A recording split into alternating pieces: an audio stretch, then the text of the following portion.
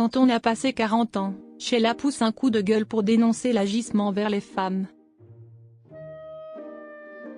Samedi 29 mars 2025, Sheila sera sur le plateau de l'émission On refait la télé sur RTL. Aux côtés d'Éric Dussart, elle a décidé de pousser un coup de gueule. La chanteuse de 70 ans dénonce l'agisme qui contraint les carrières des femmes. Depuis plusieurs décennies, Sheila occupe une place précieuse dans le cœur des Français. À 79 ans, la chanteuse continue d'enflammer la scène avec une énergie inépuisable. Pour elle, il n'est pas question de retraite, je prends du plaisir et c'est pour ça que je continue, confiait-elle.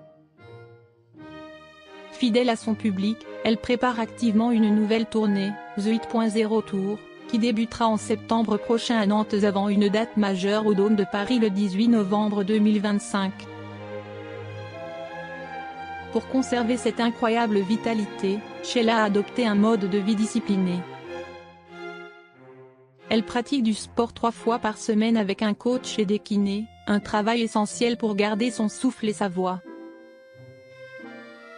Il faut s'entraîner, la voix, le souffle, ça se travaille, expliquait-elle sur France Inter.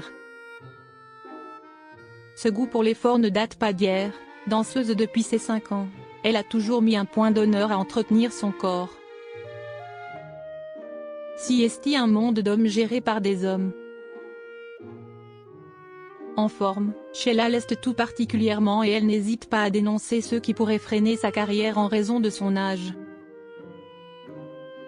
Invitée de l'émission On refait la télé sur RTL ce samedi 29 mars 2025, elle a poussé un coup de gueule sur le sexisme et l'agisme présent dans l'industrie musicale.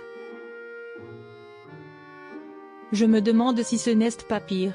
Si est-il un monde d'hommes, géré par des hommes qui ne supportent pas que les femmes passent 40 ans. Quand on a passé 40 ans, on est à la vaisselle, a-t-elle lancé agacée. Selon elle, les chanteuses françaises sont écartées des radios au profit de leurs homologues masculins. Elle a pris pour exemple des artistes comme Zazie ou Amel Bent, dont les titres peinent à être diffusés.